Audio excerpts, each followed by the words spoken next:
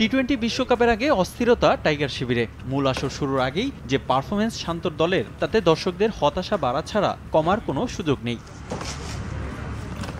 যুক্তরাষ্ট্রের বিপক্ষে সিরিজ হার জাতীয় দলের আসল রূপটাই যেন তুলে ধরেছে। বাংলাদেশের এমন হতাশাজনক পারফরম্যান্সের হিসেব মিলাতে পারছে না বিসিবিও। তারপরও এই স্কোয়াডেই ভরসা রাখতে চান প্রধান নির্বাচক। বিশ্বকাপের আলোকে কিন্তু আমরা দলটা ঘোষণা করেছি এবং সেই সময় বিস্তর চিন্তা ভাবনা করে আমরা দলটাকে দিয়েছি। ক্যাপ্টেন, কোচ এবং আমরা নিজে সিলেক্টররা সেটা বসে কিছুক্ষণের জন্য আলাপ করেছিলাম এবং যে টিমটা আমাদের এই মুহূর্তে আছে, যেখানে তাসকিনকে সংযুক্ত করা আছে, সেই দলটাই আমরা বহাল রেখেছি। শর্টার ফরম্যাটে বাংলাদেশের থেকে 9 ধাপ পিছিয়ে থাকা দলের বিপক্ষেও রান তুলতে ব্যর্থ টপ অর্ডার ব্যাটাররা। তাই যে কোনো পরিস্থিতি মোকাবেলা করতে প্রস্তুতি রাখছে বিসিবি। টি-20 বিশ্বকাপের জন্য বেশ কজন ক্রিকেটারকে প্রস্তুত রাখছে বিসিবি, যারা থাকবেন স্ট্যান্ড বাই ভূমিকায়। টি-20 বিশ্বকাপের জন্য একটা স্ট্যান্ড বাই স্কোয়াড, যেখানে উপরের দিকে এনামুল হক বিজয়কে রাখা হয়েছে, যদি লিটনের কোনো ক্রাইসিস হয় তাহলে যেন সেই উপরের দিকে যেতে পারে। নুরুল হাসান সোহানকে রাখা হয়েছে, যদি জাকির আলীর কোনো সমস্যা হয় তার জন্য ব্যাকআপ হিসাবে।